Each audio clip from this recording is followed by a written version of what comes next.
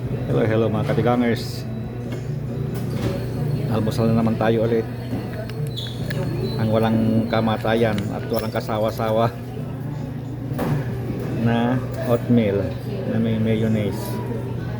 Wala akong ano ngayon, dessert. Hindi na ako kumuha kasi medyo late ako. Wala lang panahon. Ito na lang kakainin ko bago mag-swipe. At ang aking panulak ay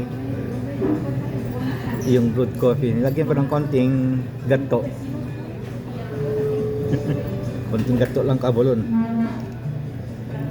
Okay, haluin na natin para maumpisan ng banatan. Ayan yung agahan ko. Kasi after 2 hours pwede ka na mag-first break. Kasi hindi pa break ito eh. Hindi pa talaga swipe eh. Kaya hindi pa break ito eh. Almusal lang ito eh. Kaya after 2 hours pag nag-swipe ka na, pwede ka nang mag-break ulit.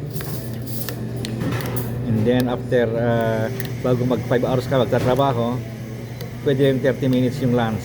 And then 2 hours before you go home, kailangan na naman mag-break ng another 10 minutes.